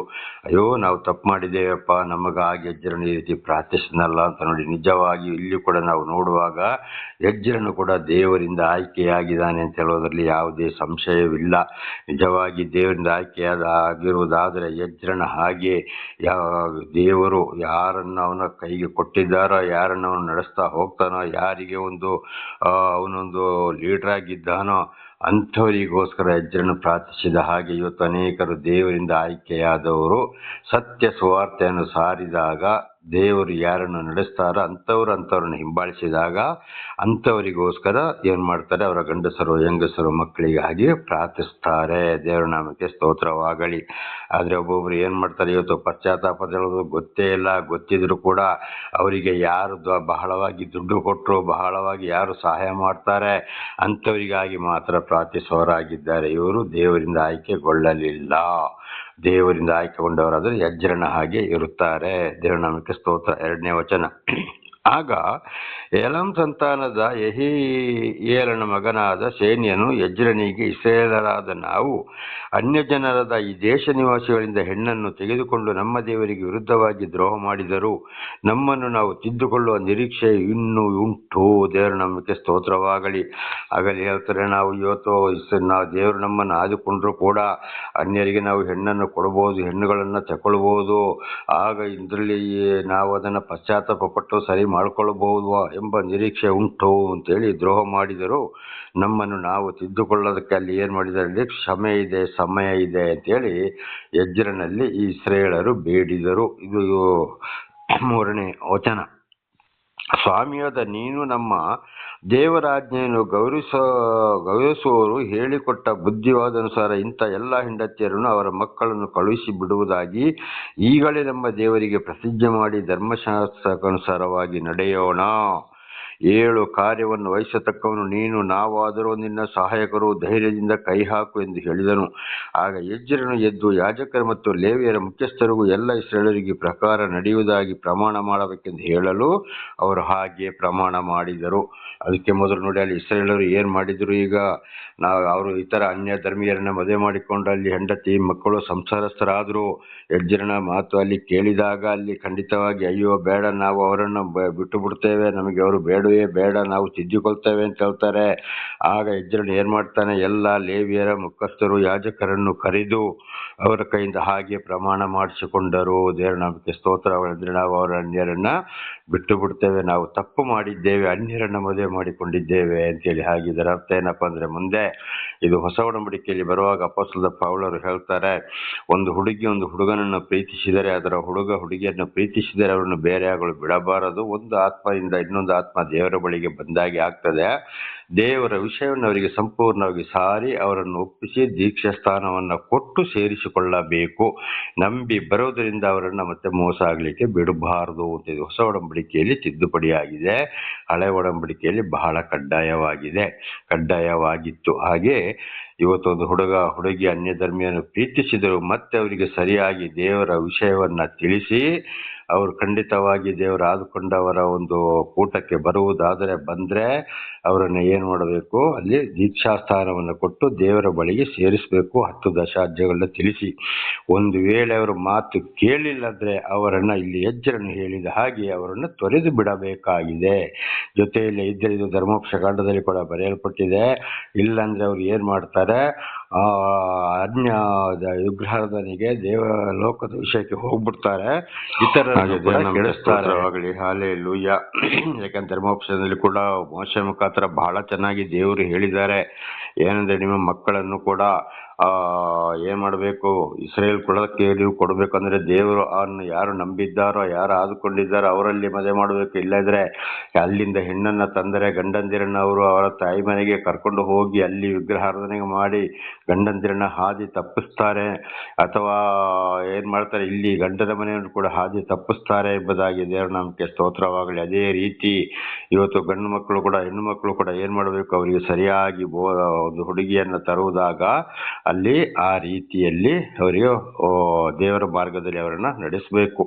ಒಂದು ಹುಡುಗ ಪ್ರೀತಿಸಿದರೂ ಕೂಡ ಹುಡುಗಿ ದೇವರ ಕಡೆಗೆ ದೇವರ ಬಳಿಯಲ್ಲಿ ಇರುವುದಾದರೆ, ಹುಡುಗನ ಅನ್ಯ ಧರ್ಮಿ ಆದರೆ ಆ ಹುಡುಗನಿಗೂ ಕೂಡ ಅದೇ ರೀತಿ ದೇವರ ವಿಷಯವನ್ನ ಬೋಧಿಸಿ ದೇವರ ಬಳಿಗೆ ಕರೆತಂದವರಿಗೆ ಮದುವೆ ಮಾಡಿಸಬೇಕು. ಇಲ್ಲದ್ರೆ ಹುಡುಗನ ಕಡೆಯವರು ಕೂಡ ಹುಡುಗಿಯನ್ನ ಕೆಡಿಸಿಬಿಡ್ತಾರೆ ಅಂತ ಇದರ ಅರ್ಥವಾಗಿದೆ. ಆದ್ರೆ ಇವತ್ತು ಅನೇಕರು ಏನಾಗಿದ್ದಾರೆ, ಮದುವೆ ಎಲ್ಲಿಯಾದ್ರೂ ಮಾಡ್ಬೋದು, ಏನಾದ್ರೂ ಮಾಡ್ಬೋದು, ಹೋಗಿ ಪ್ರಾರ್ಥನೆ ಮಾಡೋದು, ಅವ್ರನ್ನ ದೇವರೇ ಕರೀತಾರೆ, ದೇವರೇ ಮಾಡ್ತಾರೆ ಅಂತ ಹೇಳ್ತಾರೆ, ದೇವರಿಗೆ ವಿರುದ್ಧವಾಗಿ ನಡೆದುಕೊಳ್ಳುವವರಾಗಿದ್ದಾರೆ. ಅದಕ್ಕೆ ಅಪೊಸ್ತಲರಾದ ಪೌಲರು ಕೂಡ ಈಗ ನಾವು ಈಗ ತಿಳ್ಕೊಂಡ ಹಾಗೆ ಅವರನ್ನು ಸರಿಯಾದ ಮಾರ್ಗದಲ್ಲಿ ನಡೆಸಿ ದೇವರ ಆಜ್ಞೆಗಳನ್ನ ಬೋಧಿಸಿ ಅವರಿಗೆ ದೀಕ್ಷಾಸ್ಥಾನವನ್ನು ಕೊಟ್ಟು ಸೇರಿಸಿಕೊಳ್ಳಬೇಕು. ಹುಡುಗರಿಗಾಗಲಿ ಹುಡುಗಿಯರಿಗಾಗಲಿ. ಒಂದು ವೇಳೆ ಅವರು ಮಾತು ಕೇಳೋದಿಲ್ಲ ಅಂತಾದ್ರೆ ಅವರನ್ನ ನೀವು ಏನಾದರೂ ಮಾಡ್ಕೊಳ್ಳಿಯಪ್ಪ ಅಂತೇಳಿ ಅವರನ್ನ ಬಿಟ್ಟು ಬಿಡಬೇಕಾಗಿದೆ. ಇಲ್ಲದ್ರೆ ಇಡೀ ಕುಟುಂಬವೇ ಏನಾಗ್ತದೆ, ದೇವರ ಬಳಿಯಿಂದ ದೂರ ಹೋಗುವಾಗೆ ಆಗ್ತದೆ. ಅಲ್ಲಿ ಸೈತಾನನು ಕಾರ್ಯ ಮಾಡ್ತಾನೆ ಅಂತ ಇದರ ಅರ್ಥವಾಗಿದೆ. 6ನೇ ವಚನ. ಆಮೇಲೆ ಎಜ್ರನು ದೇವಾಲಯದ ಮುಂದಿನ ಸ್ಥಳವನ್ನು ಬಿಟ್ಟು ಎದ್ದು ಎಲ್ಯಾಷೀಬನ ಮಗನಾದ ಯೋಹಾನನ ಕೊಠಡಿಗೆ ಹೋಗಿ ಅಲ್ಲಿ ಸೆರೆಯಿಂದ ಬಂದವರ ನಿಮಿತ್ತ ದುಃಖಿಸುತ್ತಾ ಅನ್ನಪಾನಗಳನ್ನು ತೆಗೆದುಕೊಳ್ಳದೆ ರಾತ್ರಿಯನ್ನು ಕಳೆದನು. ದೇವರ ನಾಮಕ್ಕೆ ಸ್ತೋತ್ರವಾಗಲಿ. ನೋಡಿ, ಅಲ್ಲಿಂದ ಎಜ್ರನು ಏನ್ ಮಾಡ್ದ, ಸೆರೆಯಿಂದ ಅನೇಕರು ತಪ್ಪು ಮಾಡಿ ಹೋಗಿ ಜೈಲಲ್ಲಿದ್ರು, ಅಲ್ಲಿಂದ ಅವರು ಬಿಟ್ಟು ಬಂದಿದ್ದಾರೆ. ಅವರನ್ನ ನೋಡಿ ಊಟ ಮಾಡದೆ ಬೇಸರ ಆಗಿ ಅವರಿಗೆ ರಾತ್ರಿಯನ್ನಲ್ಲೇ ಕಳೆದನು, ಅವರೊಂದಿಗೆ ಇದ್ದು. ದೇವರ ನಾಮಕ್ಕೆ ಸ್ತೋತ್ರ. ಹಾಗೆ ಯಾಕೆಪ್ಪ ಅಂದ್ರೆ ಅವರು ತಿಳಿಯದೆ ತಪ್ಪು ಮಾಡಿರಬಹುದು. ಅದಕ್ಕಾಗಿ ಎಜ್ರನು ಕೂಡ ಅಲ್ಲಿ ಏನ್ ಮಾಡ್ದ, ಅವರೊಂದಿಗೆ ದುಃಖಗಳನ್ನ ಹಂಚಿಕೊಂಡ. ಹಾಗೆ ಇವತ್ತು ನಾವು ದೇವರಿಂದ ಆದುಕೊಂಡವರಾದ ನಾವು ಕೂಡ ಒಂದು ಸಮಯ ಅವರಿಗೆ ತಿಳಿದೋ ತಪ್ಪು ಮಾಡಿ ಜೈಲಿಗೆ ಹೋಗಿ ಬಂದಾಗ ಖಂಡಿತವಾಗಿ ಅವರಲ್ಲಿ ಹೋಗಿ ಅವರಿಗೆ ಬುದ್ಧಿವಾದವನ್ನ ಹೇಳಿಕೊಂಡು ಅವರಿಗಾಗಿ ನಾವು ದುಃಖವನ್ನ ಅಲ್ಲಿ ಏನ್ ಮಾಡಬೇಕು, ಖಂಡಿತವಾಗಿ ದುಃಖಪಟ್ಟು ಅವರಿಗೆ ಒಳ್ಳೆ ಬುದ್ಧಿವಾದವನ್ನ ಬೋಧಿಸಿ ಅವರನ್ನ ಸಂತೋಷಗೊಳಿಸಬೇಕು. ಅದಕ್ಕಾಗಿ ನಾವು ಕೂಡ ಆತ್ರ ಪಡಬೇಕು ಅಂತ ಇದರ ಅರ್ಥವಾಗಿದೆ, ಶ್ರಮ ಪಡಬೇಕು ಅಂತೇಳಿ. ತರುವಾಯ ಯಹೂದದಲ್ಲಿಯೂ ಯೆರೂಸಲೇಮಿನಲ್ಲಿಯೂ ಸೆರೆಯಿಂದ ಬಂದವರೆಲ್ಲರೂ ಯೆರೂಸಲೇಮಿನಲ್ಲಿ ಬಂದು ಕೂಡಬೇಕು. ಪ್ರಭುಗಳ ಮತ್ತು ಹಿರಿಯರ ನಿರ್ಣಯದ ಪ್ರಕಾರ 3 ದಿವಸಗಳ ಒಳಗೆ ಬಾರದವರು ತನ್ನ ಎಲ್ಲ ಆಸ್ತಿಯನ್ನು ಕಳಕೊಂಡು ಸೆರೆಯಿಂದ ಬಂದವರ ಸಭೆಯಿಂದ ಬಹಿಷ್ಕೃತನಾಗುವನು ಎಂದು ಪ್ರಕಟಿಸಿದರು. ನೋಡಿ, ಅಲ್ಲಿ ಬುದ್ಧಿವಾದ ಹೇಳಲಿಕ್ಕೋಸ್ಕರ ಅಲ್ಲಿ ಏನ್ ಮಾಡ್ತಾ ಇದ್ದಾನೆ ಎಜ್ರ. ಎಲ್ಲರೂ ಸೆರೆಯಿಂದ ಜೈಲಿಂದ ಬಂದವರು 3 ದಿವಸಗಳ ಒಳಗಾಗಿ ಬಂದು ಅಲ್ಲಿಗೆ ಸೇರಬೇಕು. ಒಂದು ವೇಳೆ ಬಾರದ ಹೋದ್ರೆ ಅವರ ಆಸ್ತಿ ಪಾಸ್ತಿ ಏನು ಕೊಡುವುದಿಲ್ಲ, ಎಲ್ಲವೂ ಅವ್ರ ಕೈಯಿಂದ ಕಿತ್ತುಕೊಳ್ಳಲಾಗುವುದು ಅಂತ ಕಠಿಣವಾಗಿ ಒಂದು ಆಜ್ಞೆಯನ್ನು ಹೊರಡಿಸುತ್ತಾನೆ. ದೇವರಿಗೆ ಸ್ತೋತ್ರ. ಯಾಕೆಪ್ಪ ಅಂದ್ರೆ ಬಂದೇ ಬರಬೇಕು, ಅವರಿಗೆ ಬುದ್ಧಿವಾದವನ್ನು ಬೋಧಿಸಬೇಕು, ಅವರಿಗೆ ತಿಳಿಸ್ಬೇಕು, ಇನ್ನು ಮುಂದೆ ಈ ರೀತಿ ಆಗಬಾರದು. ಅದಕ್ಕೆ ಇದು ದೇವರಿಂದ ಬಂದಂತ ಶಿಕ್ಷೆ, ನೀವು ಮಾಡಿದ ತಪ್ಪಿಗೆ ಅಂತ ಅವರಿಗೆ ಶಿಕ್ಷೆಯನ್ನ ಬೋಧಿಸುವುದಕ್ಕೋಸ್ಕರ ಇನ್ನು ಮುಂದೆ ನೀವು ಹೀಗೆ ಮಾಡಬಾರದು ಅಂತ. ಹೀಗೆ ಇವತ್ತು ಎಂತ ತಪ್ಪುಗಳು ಮಾಡಲಿ, ಜೈಲಿಗೆ ಹೋಗ್ಲಿ ಬರ್ಲಿ, ದೇವರ ಅರಿತುಕೊಂಡವರು, ದೇವರ ಆದುಕೊಂಡವರು ಈ ರೀತಿ ತಪ್ಪು ಮಾಡಿದಾಗ ಖಂಡಿತವಾಗಿ ಏನ್ ಮಾಡಬೇಕು, ಅವರನ್ನು ಕರೆಸಬೇಕು, ಅವರಿಗೆ ಸರಿಯಾದ ಬುದ್ಧಿವಾದವನ್ನು ಹೇಳಬೇಕು, ತಿದ್ದಕ್ಕೆ ನೋಡಬೇಕು. ಒಂದು ವೇಳೆ ಮಾತು ಕೇಳದಿದ್ರೆ, ಅವರನ್ನು ತಿದ್ದಲಿಕ್ಕೆ ಆಗದಿದ್ದರೆ, ಅವರ ಹಿಂದಿನ ಸ್ವಭಾವವನ್ನು ಬಿಡದಿದ್ರೆ, ಈಗ ನಾವು ಹಿಂದೆ ತಿಳ್ಕೊಂಡ ಹಾಗೆ ಅವರನ್ನು ಅವರ ಪಾಡಿಗೆ ಬಿಟ್ಟು ಬಿಡಬೇಕು, ದೂರವೇ ತಳ್ಳಿ ಬಿಡಬೇಕು. ಇಲ್ಲಂದ್ರೆ ಅವರು ಬಾಕಿಯವರನ್ನು ಕೂಡ ಅಲ್ಲಿ ಕೆಡಿಸ್ತಾರೆ ಅಂತ ಇದರ ಅರ್ಥವಾಗಿದೆ. 9ನೇ ವಚನ. ಆಗ 3ನೇ ದಿನದಲ್ಲಿ ಅಂದರೆ 9ನೇ ತಿಂಗಳಿನ 20ನೇ ದಿನದಲ್ಲಿ ಯೆಹೂದ್ಯರ ಮತ್ತು ಬೆನ್ಯಾಮೀನರ ಎಲ್ಲಾ ಪುರುಷರು ಯೆರೂಸಲೇಮಿನಲ್ಲಿ ಬಂದು ಕೂಡಿ ಆ ಸಂಗತಿಯ ನಿಮಿತ್ತವಾಗಿ ದೊಡ್ಡ ಮಳೆಯ ದೆಸೆಯಿಂದಲೂ ನಡುಗುತ್ತಾ ದೇವಾಲಯದ ಬಯಲಿನಲ್ಲಿ ಕೂತುಕೊಂಡರು. ನೋಡಿ, ಕಟಾಜ್ಞೆಯನ್ನು ಕೇಳಿದ ಮೇಲೆ ಅಲ್ಲಿ ಯೆರೂಸಲೇಮಿನಲ್ಲಿ ಬಂದು ಕೂಡಿ ಸಂಗತಿಯ ನಿಮಿಷವಾಗಿ ದೊಡ್ಡ ಮಳೆ ಇದ್ರೂ ಕೂಡ ಬಂದು ನಡುಗಿಕೊಂಡಲ್ಲಿ ಕೂತುಕೊಂಡ್ರು. ಯಾಕೆಂದ್ರೆ ಇವರ ಬೋಧನೆಯನ್ನ ಕೇಳಕ್ಕೆ, ಉಪದೇಶವನ್ನ ಕೇಳಕ್ಕೆ ಬಂದು ಸೇರ್ಬೇಕು. ಇಲ್ಲದ್ರೆ ನಿಮ್ಮ ಆಸ್ತಿ ಪಾಸ್ತಿ ಯಾವುದು ಇರೋದಿಲ್ಲ ಅಂತ ಕಠಿಣವಾದ ಆಜ್ಞೆಯನ್ನು ಹೊರಡಿಸಿದ್ದರಿಂದ ಅವರು ಬಂದು ನಡುಗಿಕೊಂಡು ಕೂತ್ರು. ಹಾಗೆ ಇವತ್ತು ಬಹಳ ಕಠಿಣವಾದ ಆಜ್ಞೆಯನ್ನು ಹೊರಡಿಸಿದ್ರೆ, ಕಠಿಣವಾಗಿ ಮಾತಾಡದಿದ್ರೆ ಇವತ್ತು ಯಾರು ಹೆದರುವುದಿಲ್ಲ. ದೇವರ ನಾಮಕ್ಕೆ ಸ್ತೋತ್ರವಾಗಲಿ. ಕಠಿಣವಾಗಿ ಮಾತಾಡಬೇಕು, ಅವರಿಗೆ ಬುದ್ಧಿವಾದವನ್ನು ಹೇಳಬೇಕು, ಎಚ್ಚರಿಸಬೇಕು, ಅವರು ಬರುವ ಹಾಗೆ ಮಾಡಬೇಕು ಅಂತ ಇದರ ಅರ್ಥವಾಗಿದೆ. 10ನೇ ವಚನ. ಯಾಜಕನಾದ ಎಜ್ರನು ಎದ್ದು ನಿಂತವರಿಗೆ, ನೀವು ಅನ್ಯ ಜನರ ಹೆಣ್ಣುಗಳನ್ನು ಮದುವೆ ಮಾಡಿಕೊಂಡು ಇಸ್ರಾಯೇಲರ ಅಪರಾಧವನ್ನು ಹೆಚ್ಚಿಸಿದ್ದೀರಿ. ಈಗ ನಿಮ್ಮ ಪಿತೃಗಳ ದೇವರಾದ ಯೆಹೋವನಿಗೆ ನಿಮ್ಮ ಪಾಪಗಳ ಅರಿಕೆ ಮಾಡಿ ಆತನ ಚಿತ್ತಕ್ಕಾನುಸಾರವಾಗಿ ದೇಶ ನಿವಾಸಿಗಳನ್ನು ಅನ್ಯ ಜನರಿಂದ ತಂದ ಹೆಂಡತಿಯರನ್ನು ಬಿಟ್ಟು ಬೇರೆಯಾಗಿರಿ ಅನ್ನಲು ಕೂಡಿ ಬಂದವರೆಲ್ಲರೂ ಗಟ್ಟಿಯಾಗಿ ನೀನು ಹೇಳಿದಂತೆ ಮಾಡುವುದು ನಮ್ಮ ಕರ್ತವ್ಯ ಅಂತೇಳಿ ಒಪ್ಪಿಕೊಂಡ್ರು. ದೇವರ ನಮಗೆ ಸ್ತೋತ್ರವಾಗಲಿ. ಅನ್ಯ ಜನರನ್ನ ಮದುವೆ ಮಾಡಿಕೊಂಡು ನೀವು ದೇವರನ್ನ ರೇಗಿಸಿದೆ, ಖಂಡಿತವಾಗಿ ಅವರನ್ನ ಬಿಡಬೇಕು ಅಂತೇಳಿ. ಇದು ಹಳೆ ಒಡಂಬಡಿಕೆಯಲ್ಲಿ. ಹೊಸ ಒಡಂಬಡಿಕೆಯಲ್ಲಿ ಆಗ್ಲೇ ನಾವು ಹೇಳಿದಾಗೆ ಅವ್ರನ್ನ ವಾಪಸ್ಸು ದೇವರ ಬಳಿಗೆ ತರಬೇಕು, ಮಾತು ಕೇಳದಿದ್ದರೆ ಅವರನ್ನ ಬಿಟ್ಟು ಬಿಡಬೇಕು ಅಂತೇಳಿ ಇದನ್ನೇ ಎಜ್ರನು ಅವರಿಗೆ ಹೇಳ್ತಾ ಇದ್ದಾರೆ. ಕೂಡಿ ಬಂದಿಲ್ಲ ಗಟ್ಟಿಯಾಗಿ. ಆಗ ಅವ್ರು ಏನು ಹೇಳಿದ್ರು, ನೀನು ಹೇಳಿದಂತೆ ಮಾಡುತ್ತೇವೆ. ಒಂದು ವೇಳೆ ಹೆಂಡತಿಯರು ಆ ಮಾತನ್ನ ಕೇಳದಿರಂತ ಹೆಂಡತಿಯರನ್ನು ಬಿಡ್ಲೇಬೇಕು. ಇವತ್ತು ಅನೇಕ ಸೇವಕರುಗಳು ಕೂಡ ಏನ್ ಮಾಡ್ತಾರೆ, ಇದು ಬೇರೆ ಧರ್ಮದವರು ಹೋಗ್ಲಿ, ಇವತ್ತು ಸತ್ಯ ಬೈಬಲನ್ನ ಓದಿ ಕ್ರಿಶ್ಚಿಯನ್ಗಳು ಅಂತ ಹೇಳೋರು ತಿಳ್ಕೊಂಡ್ರು ಕೂಡ ಏನ್ ಮಾಡ್ತಾರೆ, ಅನೇಕರನ್ನ ಮದುವೆ ಮಾಡಿಕೊಳ್ತಾರೆ. ದೀಕ್ಷೆ ಸ್ಥಾನಕ್ಕೆ ಹೆಂಡತಿಯರು ಒಪ್ಪದಿದ್ದಾಗ ಜಗಳ ಮಾಡ್ತಾರೆ. ಅವ್ರು ಹಾಗೆ ಇರ್ಲಿ, ಹೋಗ್ಲಿ, ಏನು ಮಾಡ್ಲಿ ಅಂತ ಹೇಳ್ತಾರೆ. ಇದು ಕೂಡ ತುಂಬಾ ತಪ್ಪು. ಅಲ್ಲಿ ಹೆಂಡತಿಯ ಮುಖಾಂತರ ಸೈತಾನ ಕಾರ್ಯ ಮಾಡ್ತಾನೆ. ಆ ಕುಟುಂಬ ಯಾವಾಗಲೂ ಸರಿ ಹೋಗುವುದಿಲ್ಲ ಅಂತ ಇದರ ಅರ್ಥವಾಗಿದೆ. ಒಂದು ಸಮಯ ಅಂತವ್ರು ಮಾತು ಕೇಳದೆ ಹೋದ್ರೆ ಬಿಡ್ಲೇಬೇಕಾಗ್ತದೆ ಅಂತ. 13ನೇ ವಚನ. ಆದರೆ ಕೂಡಿ ಬಂದರು ಬಹು ಜನರು, ಈಗ ಮಳೆಗಾಲ, ಹೊರಗೆ ನಿಲ್ಲುವುದು ಅಸಾಧ್ಯ, ಈ ಕೆಲಸವು 1-2 ದಿನಗಳಲ್ಲಿ ತೀರುವಂಥದ್ದಲ್ಲ. ಈ ವಿಷಯದಲ್ಲಿ ನಮ್ಮ ಅಪರಾಧವು ದೊಡ್ಡದು. ಆದ್ದರಿಂದ ನಮ್ಮ ಪ್ರಭುಗಳು ಸರ್ವ ಸಮೂಹಕ್ಕೋಸ್ಕರ ಕಾರ್ಯವನ್ನು ವಹಿಸಿಕೊಳ್ಳಲಿ. ನಮ್ಮ ಊರುಗಳಲ್ಲಿ ಅನ್ಯ ಜನರ ಸ್ತ್ರೀಯರನ್ನು ಮದುವೆ ಮಾಡಿಕೊಂಡವರೆಲ್ಲರೂ ನೇಮಿತವಾದ ದಿನದಲ್ಲಿ ತಮ್ಮ ಊರಿನ ಹಿರಿಯರೊಡನೆ ನ್ಯಾಯಾಧಿಪತಿಗಳೊಡನೆ ಇಲ್ಲಿಗೆ ಬರಲಿ. ನಮ್ಮ ದೇವರ ವಿಷಯದಲ್ಲಿ ನಮ್ಮ ಮೇಲೆ ಮಾಡಿಕೊಂಡಿರುವ ಉಗ್ರ ಕೋಪವು ಹೀಗೆ ಪರಿಹಾರವಾಗಲಿ ಎಂದು ಉತ್ತರ ಕೊಟ್ಟರು. ದೇವರ ನಮಗೆ ಸ್ತೋತ್ರ. ಈಗ ಮಳೆಗಾಲ, ಏನ್ ಮಾಡಕ್ ಆಗೋದಿಲ್ಲ, 1-2 ದಿವಸದಲ್ಲಿ ತೀರೋದಿಲ್ಲ, ಬಹಳ ಮಾತಾಡ್ಬೇಕಾಗ್ತದೆ.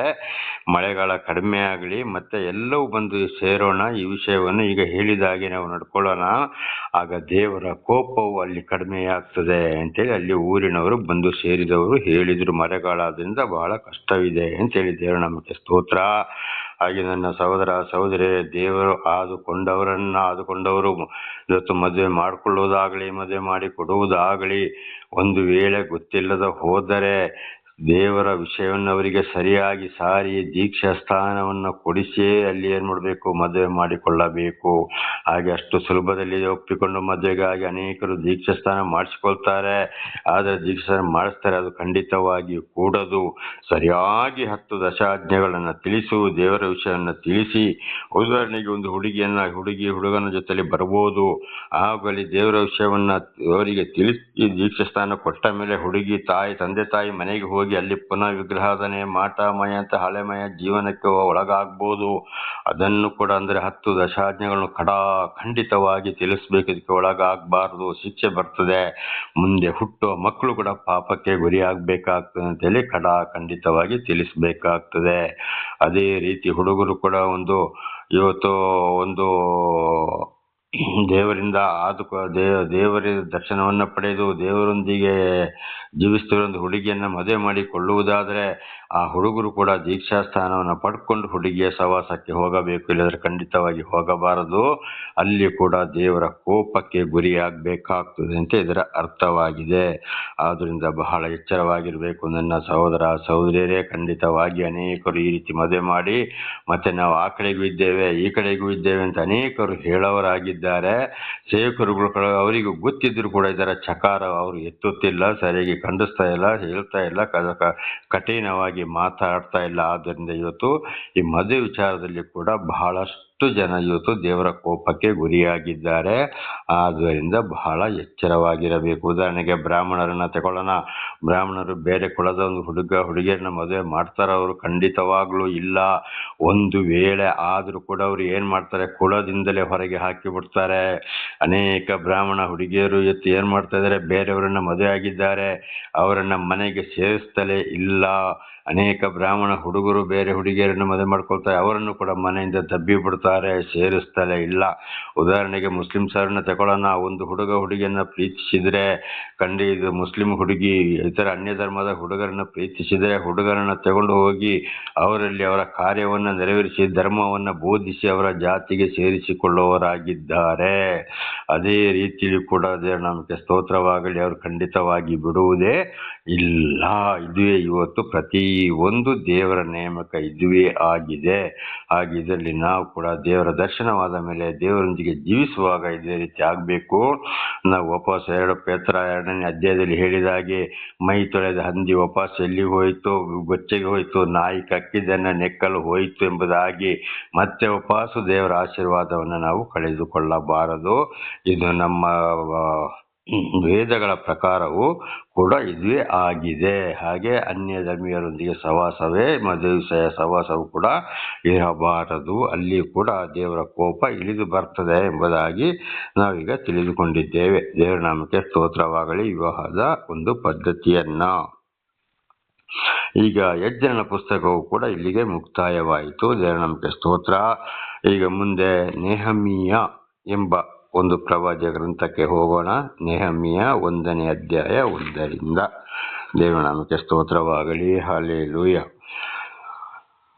ಹಕಲ್ಯನ ಮಗನಾದ ನೆಹಮೀಯನ ಮಾತುಗಳು. 20ನೆಯ ವರ್ಷದ ಮಾರ್ಗಶೀರ್ಷ ಮಾಸದಲ್ಲಿ ನಾನು ಶೂಷನ್ ಪಟ್ಟಣದ ಅರಮನೆಯಲ್ಲಿದ್ದಾಗ ನನ್ನ ಸಹೋದರರಲ್ಲಿ ಒಬ್ಬನಾದ ಹನಾನೀಯನು ಬೇರೆ ಕೆಲವು ಜನರು ಯಹೂದದಿಂದ ನನ್ನ ಬಳಿಗೆ ಬಂದರು. ಸೆರೆಯವರೊಳಗೆ ತಪ್ಪಿಸಿಕೊಂಡ ಯಹೂದ್ಯರು ಮತ್ತು ಯೆರೂಸಲೇಮಿನ ಸಮಾಚಾರವನ್ನು ನಾನು ಅವರ ಹತ್ತಿರ ವಿಚಾರಿಸುವಲ್ಲಿ ಅವರು ನನಗೆ ಸೆರೆಯವರೊಳಗೆ ತಪ್ಪಿಸಿಕೊಂಡು ಆ ಸಂಸ್ಥಾನದಲ್ಲಿ ವಾಸಿಸುತ್ತಿರುವವರು ಮಹಾ ಕಷ್ಟನಿಂದೆಗಳಿಗೆ ಒಳಗಾಗಿದ್ದಾರೆ. ಯೆರೂಸಲೇಮಿನ ಪೌಳಿಗೋಡೆಯು ಕೆಡವಲ್ಪಟ್ಟಿರುತ್ತದೆ, ಅದರ ಬಾಗಿಲುಗಳು ಬೆಂಕಿಯಿಂದ ಸುಡಲ್ಪಟ್ಟಿರುತ್ತಾರೆ ಎಂದು ಹೇಳಿದರು. ದೇವರ ನಾಮಕ್ಕೆ ಸ್ತೋತ್ರವಾಗಲಿ. ನೋಡಿ, ನೆಹಮ್ಯನಿಗೆ ಏನಾಯಿತು? ಎಜ್ರನ ಕಾಲ ಕಳೆದ ಮೇಲೆ ಖಂಡಿತವಾಗಿಯೂ ಯೆರೂಸಲೇಮ್ ಹಾಳು ಬಿದ್ದ ವರ್ತಮಾನವು ಯೆರೆಮೀಯನಿಗೆ ಮುಟ್ಟಿದ್ದು. ಜೆರುಸಲೇಮ್ ಹಾಳು ಬಿದ್ದು ಹೋಗಿತ್ತು, ಜನ ಸಂಖ್ಯೆಗಳು ಅಲ್ಲಿ ಇಲ್ಲದೆ. ಹಾಗಿರುವಾಗ ಅಲ್ಲಿ ಜೈಲೊಳಗಿದ್ದವರು, ಸೆರೆಯಲ್ಲಿದ್ದರು, ಕಷ್ಟ ಸಂಕಟ ದುಃಖದವರು ಅಲ್ಲಿಂದ ಹೊರಬಂದು ಅಲ್ಲಿ ಅವರು ಹೇಳ್ತಾರೆ, ನೆಹಮ್ಯನಿಗೆ ಜೆರುಸಲೇಮಿನ ಪೌಳಿ ಗೋಡೆಯು ಏನಾಗಿರ್ತದೆ, ಅಲ್ಲಿ ಕೆಡವಲ್ಪಟ್ಟಿರ್ತದೆ, ಅದರ ಬಾಗಿಲು ಬೆಂಕಿಯಿಂದ ಸುಟ್ಟು ಹೋಗಿರ್ತದೆ, ದೇವಸ್ಥಾನವು ಇಡೀ ಅಂತೇಳಿದೆ ನಮಗೆ ಸ್ತೋತ್ರ. ಹಾಗೆ ನೋಡಿ, ಒಂದು ತಪ್ಪು ಮಾಡಿದಾಗ ಅಲ್ಲಿ ಏನಾಗ್ತದೆ, ಸೆರೆಯೊಳಗಿರ್ತಾರೆ, ಇಡೀ ಪಟ್ಟಣವೇ ನಾಶವಾಗುವಂತ ಪರಿಸ್ಥಿತಿ, ಆ ಮನೆಯೇ ನಾಶವಾಗುವಂತ ಪರಿಸ್ಥಿತಿ. ಅಂದರೆ ದೇವರಿಗೆ ವಿರುದ್ಧವಾಗಿ ನಡೆಯುವಾಗ ಜನ ಜಂಗುಳಿ ಇಲ್ಲದ ಹಾಗೆ ಆಗ್ಬೋದು. ಇವತ್ತು ಅನೇಕ ಪರಿಸ್ಥಿತಿಯನ್ನು ನಾವು ನೋಡ್ತೇವೆ. ಆಗ ಅಲ್ಲಿ ಉಳಿದವರು ಅಲ್ಲಿಂದ ಏನಿರ್ತಾರೆ, ಹೊರಗಡೆ ಬರ್ತಾರೆ. ದೇವರು ಆದುಕೊಂಡ ಸ್ಥಳದಲ್ಲಿ ಕೂಡ ಅನ್ಯಾಯವಾಗಿ ನಡೆಯುವಾಗ ಅಲ್ಲಿ ಕೂಡ ದೇವರ ಕೋಪ ಇಳಿದು ಬರ್ತದೆ ಅಂತ. ಹಾಗೆ ದೇವರು ಒಂದ್ಸಲ ದರ್ಶನ ಕೊಟ್ಟ ಮೇಲೆ, ಒಂದು ಸ್ಥಳವನ್ನು ಆರಿಸಿಕೊಂಡ ಮೇಲೆ ವಿರುದ್ಧವಾಗಿ ನಾವು ನಡೆದುಕೊಳ್ಳಬಾರದು. ದೇವರ ನಾಮಕ್ಕೆ ಸ್ತೋತ್ರವಾಗಲಿ. ಹಲ್ಲೆಲೂಯಾ. ಆದ್ರಿಂದ ಬಹಳ ಎಚ್ಚರವಾಗಿರಬೇಕು. 4ನೇ ವಚನ, ನಾನು ಈ ವರ್ತಮಾನವನ್ನು ಕೇಳಿದಾಗ ನೆಲದ ಮೇಲೆ ಕೂತುಕೊಂಡು ಅತ್ತೆನು ಕೆಲವು ದಿವಸಗಳವರೆಗೂ ಶೋಕಿಸುತ್ತಾ ಉಪವಾಸವಾಗಿದ್ದು ಪರಲೋಕ ದೇವರ ಮುಂದೆ ವಿಜ್ಞಾಪನೆ ಮಾಡುತ್ತಾ ಇದ್ದೇನು. ದೇವರ ಸ್ತೋತ್ರ. ಆಗ ನೆಹಮ್ಯನಿಗೆ ಅಲ್ಲಿಂದ ತಪ್ಪಿಸಿಕೊಂಡವರು ಬಂದು ಈ ವರ್ತಮಾನವನ್ನು ಕೇಳಿದಾಗ ಬಹಳ ನೆಲದ ಮೇಲೆ ಕೂತುಕೊಂಡು ಅವನು ಹತ್ತುಬಿಟ್ಟು, ಅಯ್ಯೋ ನಮ್ಮ ದೇವಾಲಯ ಹಾಳಾಯ್ತಲ್ಲಪ್ಪ, ಯಾಕೆ ಹೀಗೆ ಹಾಳಾಯ್ತು ಅಂತೇಳಿ ಉಪವಾಸ ಮಾಡಿಕೊಂಡು ದೇವರ ಮುಂದೆ ವಿಜ್ಞಾಪನೆ ಮಾಡುತ್ತಾ ಇದ್ದೇನೆ, ಇದು ಯಾಕೆ ಹೀಗಾಯ್ತು, ನಮ್ಮ ಪಾಪಗಳನ್ನ ಕ್ಷಮಿಸು ಅಂತೇಳಿ. ಹಾಗೆ ಇದರ ಅರ್ಥ ಏನಪ್ಪ ಅಂದ್ರೆ, ಒಂದು ಮನೆಯನ್ನು ದೇವರು ಆರಿಸಿಕೊಂಡ ಮೇಲೆ ದೇವರಿಗೆ ವಿರುದ್ಧವಾಗಿ ಅವರು ನಡ್ಕೊಂಡಾಗ, ಪಾಪ ಪರಿಹಾರದಿಂದ ಬಿಡುಗಡೆಯಾದಾಗ, ಅದ್ಭುತ ಕಾರ್ಯಗಳನ್ನು ಅರಿತುಕೊಂಡು ಬಿಡುಗಡೆಯಾದಾಗ ಮತ್ತೆ ಪುನಃ ದೇವರನ್ನು ಬಿಟ್ಟರೆ ಆ ಮನೆಯೇ ಸರ್ವನಾಶ, ಜನ ಜಂಗುಳಿ ಇಲ್ಲದೆ ನಾನಾ ರೀತಿಯಲ್ಲಿ. ಇವತ್ತು ಬೇರೆ ಕಡೆ ನೋಡ್ತೇವೆ, ಅಲ್ಲಿ ಜಾಲಿಗುಡ ಬಿಳಿವಾಗಿ ಮಾಡ್ತೀನಿ, ಆ ಮನೆಯಲ್ಲಿ ಯಾರು ವಾಸಿಸಿದ ಹಾಗೆ ಮಾಡ್ತೀನಿ ಅಂತ ಕೂಡ ಬರೆಯಲ್ಪಟ್ಟಿದೆ. ಅದು ಇವತ್ತು ಅನೇಕ ಮನೆಗಳಲ್ಲಿ, ದೇವಾಲಯಗಳಲ್ಲಿ ಕೂಡ ಜನ ಜಂಗುಳಿ ಇಲ್ಲದೆ, ಕೆಲಸ ಮಾಡದೆ, ಸ್ವಚ್ಛಗೊಳಿಸಲು ಯಾರು ಇಲ್ಲದೆ ಸರ್ವನಾಶವಾಗಿ ಬಿಟ್ಟಿದೆ. ಆಗ ನೆಹಮ್ಯನು ಏನ್ ಮಾಡಿದ, ಉಪವಾಸ ಇದ್ದು ದೇವರಲ್ಲಿ ಪಶ್ಚಾತ್ತಾಪ ಪಡ್ತಾ ಇದ್ದ ಅದಕ್ಕಾಗಿ. ಹಾಗೆ ಒಂದು ವೇಳೆ ಇವತ್ತು ನಮ್ಮಲ್ಲಿಯೂ ಕೂಡ ಈ ರೀತಿ ಆಗುವುದಾದರೆ ಅಂಥವರಿಗೋಸ್ಕರ ದೇವರಿಂದ ಆದುಕೊಂಡವರು ಏನ್ ಮಾಡಬೇಕು, ಉಪವಾಸ ಇದ್ದು ದೇವರಲ್ಲಿ ಪ್ರಾರ್ಥಿಸಬೇಕು. ದೇವರೇ, ಇವರನ್ನು ಕ್ಷಮಿಸು, ಏನಾಯ್ತು ಅಂತ ಗೊತ್ತಿಲ್ಲಪ್ಪ, ನಿನ್ನಿಂದಲೇ ಪಾಪ ಪರಿಹಾರ ಎಂಬುದಾಗಿ. ಅದಕ್ಕಾಗಿ ನಾವು ಪ್ರಾರ್ಥಿಸಬೇಕು ಅಂತ ಇದರ ಅರ್ಥ. ಇದು ನಾಳೆಗೂ ಮುಂದುವರಿಯುವುದು. ಪ್ರಾರ್ಥನೆ ಮಾಡಿಕೊಳ್ಳೋಣ. ಸರ್ವ ಸೃಷ್ಟಿಕರ್ತನ ತಂದೆಯ ದೇವರೇ, ಮಗನ ದೇವರೇ, ಪರಿಶುದ್ಧಾತ್ಮನೇ, ನಿಮ್ಮ ನಾಮಕ್ಕೆ ಸ್ತೋತ್ರ. ಇವತ್ತಿನ ಸಂದೇಶವನ್ನ ನನ್ನ ಸಹೋದರ ಸಹೋದರಿಯರು ಕೇಳುವ ಹಾಗೆ ನೀವು ಆಶೀರ್ವಾದ ಮಾಡಿದ್ದೀರಿ. ಅವರು ಚೆನ್ನಾಗಿ ಸಂದೇಶಕ್ಕೆ ವಿಧೇಯರಾಗಿ ಜೀವಿಸಿ ನಿಮ್ಮಿಂದ ಆಶೀರ್ವಾದವನ್ನು ಹೊಂದಿ ಅವರ ಮಕ್ಕಳನ್ನು ಅದೇ ಮಾರ್ಗದಲ್ಲಿ ನಡೆಸಿ ಅವರೆಲ್ಲರೂ ನಿಮ್ಮ ಚಿತ್ತಾನುಸಾರ ಇತರರಿಗೆ ಸಾಕ್ಷಿಗಳಾಗುವಂತೆ ಮಾರ್ಪಡಿಸಿ ನಾನು ಕೂಡ ಹೆಚ್ಚೆಚ್ಚು ತಿಳಿದುಕೊಳ್ಳುವಂತೆ ನೀವು ಮಾಡಿದಕ್ಕಾಗಿ ಸ್ತೋತ್ರ. ಪಾಪ ಪರಿಹಾರ ರಕ್ಷಣೆ ನಿಮ್ಮಿಂದಲೇ. ನಿಮ್ಮ ಪ್ರೀತಿ ಸಹಾಯ ಇಲ್ಲದೆ ಯಾರೂ ಪಾಪ ಪರಿಹಾರ ಮಾಡಲು ಜೀವಿಸಲು ಸಾಧ್ಯವಿಲ್ಲ. ನಿಮ್ಮೆಲ್ಲ ಪ್ರೀತಿಗಾಗಿ ಕೃತಜ್ಞತಾ ವಂದನೆಗಳು. ಯೇಸುವಿನ ನಾಮದಲ್ಲಿ ಪ್ರಾರ್ಥಿಸಿದ್ದೇನೆ ನಮ್ಮ ತಂದೆ, ಆಮೇನ್. ಇದನ್ನು ಕೇಳುತ್ತಿರುವ ನನ್ನ ಸಹೋದರ ಸಹೋದರಿ, ನಿಮಗೂ ನನ್ನ ಹೃದಯಪೂರ್ವಕವಾದಂಥ ಧನ್ಯವಾದಗಳು. ದೇವರು ನಿಮ್ಮನ್ನು, ನಿಮ್ಮ ಮಕ್ಕಳನ್ನು ಕೂಡ ಎಲ್ಲ ರೀತಿಯಲ್ಲಿ ಒಳ್ಳೆ ಬುದ್ಧಿ, ಜ್ಞಾನ, ತಿಳುವಳಿಕೆ, ಶಾಂತಿ, ಸಮಾಧಾನ, ಆರೋಗ್ಯ ಕೊಟ್ಟು, ವಿಶೇಷವಾದ ಜ್ಞಾನವನ್ನು ಕೊಟ್ಟು ನಿಮ್ಮನ್ನು ಹೇರಳವಾಗಿ ಆಶೀರ್ವದಿಸಲಿ.